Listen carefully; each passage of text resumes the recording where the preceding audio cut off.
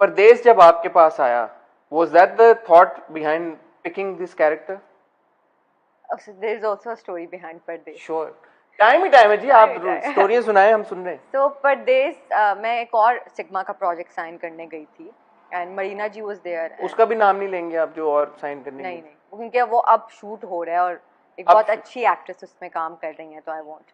तो वो आपने फिर क्यों नहीं किया? हाँ, वो क्यों नहीं किया आपने? क्योंकि अब मैं कुछ और कर रही हूँ ना उसकी जगह.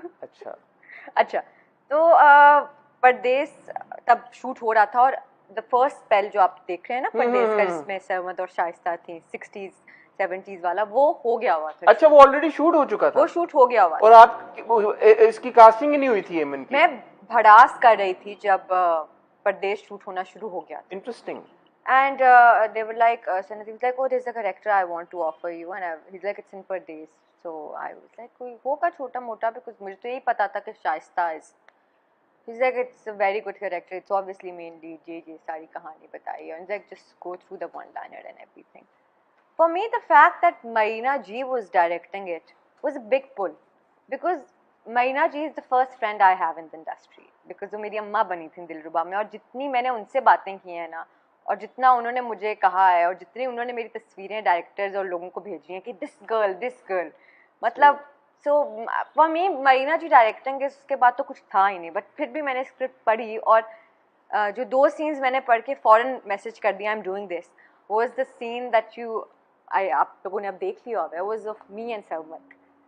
सो Sarmad in itself is an institute and I always want to work with him. तो वो सीन जब मैंने पढ़ा और मैंने देखा कि वो बच्ची की क्या एवोल्यूशन है और वो एंड क्या होगा उसका, मैंने वो 2 सीन्स पढ़े और मैंने आखिरी 4 सीन्स पढ़े, and I was like, I am doing this because it's gonna help me show a trauma of a child. So ऐसे किरदारों की अक्कासी करना आई थिंक बहुत ज़रूरी होता है. हम क्या करते हैं, वी जस्ट शो समबडी, हमें उसकी बैक स्टोरी वगैरह कुछ नहीं पता होती, हम बस दिखाते हैं अच्छा ये हुआ था, हम बातों से बता देते हैं, डायलॉग से बता देते हैं. एमन एक ऐसा किरदार था जिसकी आप लोग सब ने जर्नी देखी है. So I knew that by the time that I enter the frame, audience is already going to relate to Aiman and the struggles that she went through. तो I was and Pardesh was an instant yes, despite the fact that उस time I had gained so much weight, because मैं बस खा रही थी और मैंने कहा अभी तो मैं ऑफ सीजन हूँ ना, and I was like, चलो बस कर लेते हैं, it's okay, let's just do it. But the fact कि हमें एमन के बारे में पता था और हम उस किरदार से ऑलरेडी इंट्रोड्यूस हो चुके थे, ये आपके लिए एज अ परफॉर्मर एडवांटेजेस था या ये प्रेशर ज़्यादा आपके ऊपर आ गया था? अच्छा, ये दोनों था, because as an actor I knew what Eamon was, how Eamon went through what she did, why she went through, so it was easy for me to perform because मेरे पास बहुत 10 एपिसोड्स थे पढ़ने को कि एमन क्यों ऐसी है जो अब मैंने परफॉर्म करना है.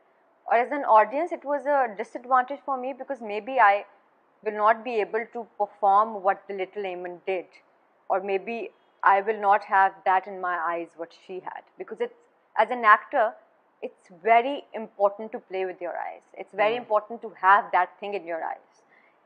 If you're just performing, if you're just saying your lines and you don't have it in your eyes, this is what I've seen, or this is what I have been taught, that it should be in your eyes. So already आपने 10 episodes में किसी ऐसी बच्ची को देखा हुआ था जिसने इतना खूबसूरत प्ले किया, उफ, तो I was like, मैं वो कैसे परफॉर्म करूँगी. तो वो प्रेशर मेरे ऊपर बहुत था. बट आई थिंक प्रेशर में कभी कभी आप अच्छी चीज़ें कर लेते हैं, तो आई थिंक हो गया. नहीं, वाकई में मैं क्रेडिट वेयर इट्स ड्यू, और हमने ये अपने रिव्यू में भी बात की कि आपकी परफॉर्मेंस बड़ी नेचुरल है. जब भी हम एमन को देखते हैं एंड लिटिल ईमान जिन्होंने वो प्ले किया था, वो ऐसे ही लगता है कि यार अगर एमन बड़ी हुई होगी तो वो ऐसी ही बड़ी हुई होगी और वो इसी तरह ही रिएक्ट और एक्ट करती होगी. तो वो बड़ी एक नेचुरल प्रोग्रेशन बनी है उस कैरेक्टर की, which is very interesting. Thanks to Marina ji, because she knew what Eman was. जब मैंने सेट पे पहले दिन गई थी, मैंने सिर्फ 10 एपिसोड्स पढ़ी हुई थी, मैंने कोई सीन देखा नहीं हुआ था लिटिल एमन का, मुझे भी नहीं पता था कौन प्ले कर रहा है. But Marina ji knew everything, so she told me. Marina ji और मेरी कोई डिस्कशन नहीं हुई इस कैरेक्टर के बारे में. मैं पहले दिन सेट पे गई और always the production and the team wants you to look like a heroine. They want like that makeup and they want like those hair and everything. And Marina ji and me, the best thing about working with Marina G is like we're always on the same page. We wanted Eamon to be natural. We wanted her to not have any makeup on. We wanted her to be as natural, as human as possible. As simple as possible. As human, I feel, because somebody going through a trauma as Eamon did will not wake up every day ironing her hair or, you know, putting a blush or something like that.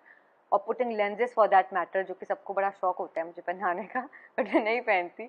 So I think this is how, it's always a teamwork that works. एमन ने इबाद से शादी का फैसला क्यों किया था? अच्छा, so Eamon, I think it's always जब आप किसी ऐसी सिचुएशन में होते हैं ना, जितना भी आप लेट गो करें वो फ्रेंडशिप्स जो आप नॉर्मल लाइफ में कर रहे हो, जब आप एक प्रेशर में हो ना to do something for your family and आपको पता हो एक ऐसा इंसान है आपकी ज़िंदगी में, एक ऐसा दोस्त है, बिकॉज एमन के लिए तो बात एक दोस्त ही था. एमन एंड बात वो नेवर डेटिंग. और एमन मोहब्बत भी नहीं करती थी बस. एमन हैड नो फीलिंग्स. एमन is the kind of a character जिसके लिए मोहब्बत करना बहुत मुश्किल है, बहुत मुश्किल है. उसको अपने आई सपोज अब तो होगी मोहब्बत, अब तो मतलब माशाल्लाह. कौन से एपिसोड में है वो माँ बनने वाली है. हाँ, अब तो जरूरी है, अब हो गई है मोहब्बत. ठीक है. तो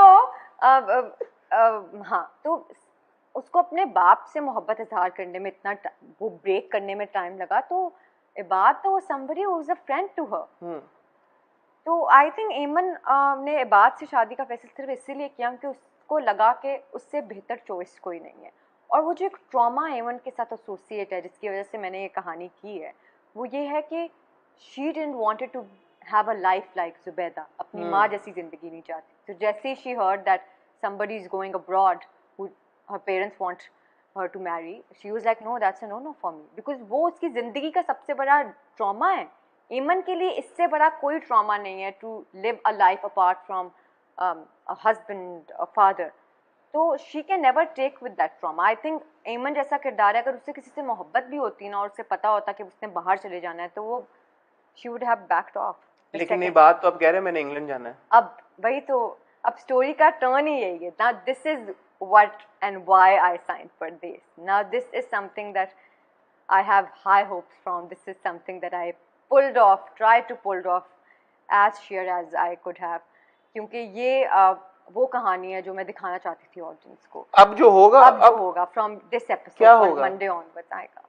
क्योंकि अब ये चलेगा ट्यूसडे को ना इंटरव्यू. ये चलेगा ट्यूसडे को, बट मंडे को 2 किस्तें आ चुकी होंगी. बट मैं आपको भी क्यों स्पॉइलर दूं? फिर वो आपका वो जो एकदम से इंस्टेंट रिव्यू आता है ना, वो नहीं आएगा. अच्छा, हाँ, मुझे लग रहा है. ठीक है. तो आई थिंक मंडे ऑनवर्ड्स जो आप लोग देखेंगे अब episode onwards is what is the story of एमन. It is what Pradesh is about. तो अब वो जो सारा अर्थ है ना ड्रैग हो रहा है थोड़ा, जो कि मुझे भी लग रहा था हो रहा है, बट आई थिंक थोड़ा नहीं, काफी, मतलब पिछली. बट अभी कितनी और किस्तें रह गई हैं इसकी? आई थिंक कोई 5 6 7. ये हफ्ते में 2 बार आता है, तो that would be 3 more weeks then. 4 more weeks I think. 4 more weeks. So अभी अब आप कह रही हैं कि यहाँ से टेक ऑफ कर जाएगा वापस. This is Pardes now. This is now the story of Pardes. This is the actual story. This is the actual story. This is why I. जो आपने वो 50 प्लॉट लाइंस इंट्रोड्यूस कराई हुई हैं बीच में, अब आप कह रही हैं कि अब हम असल मकसद की तरफ जा रहे हैं. जितना टाइम आपने हमारा राइटर के लिए बहुत जरूरी होता है कि वो आपको इंटरेस्टेड रखे स्टोरी में. ठीक है. तो एज ए राइटर तो मैं बिल्कुल नहीं लिख सकती, लेकिन मुझे लगता है कि आप दूसरे लोगों की अगर कहानी दिखाएं तो उससे आपको बड़ा सब्सटेंस और वो एक वैल्यू मिलती है स्टोरी में. But I know sometimes audience want to relate to just 2 characters और just focus to them, but हमारी ऑडियंस ऐसे चैनल बदलती है. तो आई थिंक वो प्रोडक्शन हाउस भी कुछ सोच के कुछ लिख रहा होता है, उनकी भी पूरा एक साइंस चल रही होती है. एज अ व्यूअर आपकी क्या असेसमेंट रही है अब तक परदेस की? I love शीमा and behzad part. I think मुझे बहुत मजा आता है वो देखने में. मुझे शीमा और behzad के पार्ट, उफ, मुझे इतना मजा आता है. मुझे वो प्ले करते हुए behzad के साथ इतना मजा आया, और मुझे लगता है शीमा और behzad का कुछ हो ना हो, शीमा और behzad को जरूर होना चाहिए था. अभी आप देखेंगे इट्स सो मच फन. उन्होंने आपके किरदार की जिंदगी सबसे ज्यादा अजीरन करके रखी हुई है. But I am talking as a viewer. I am talking somebody who really praise both of them as actors. Who did you have the most fun with on set? Everybody. अच्छा, मेरे अल्हम्दुलिल्लाह आई एम ब्लेस्ड दैट कोई भी मैं set पर जाती हूँ, मेरी इतनी अच्छी दोस्तियाँ हो जाती हैं और मेरे इतने अच्छे दोस्त बन जाते हैं और हम इतना मज़ा करते हैं सेट पे. But the entire family like, एक तो सरमद, मी एंड शाइस्ता, वो वाले ग्रुप में we had so much fun.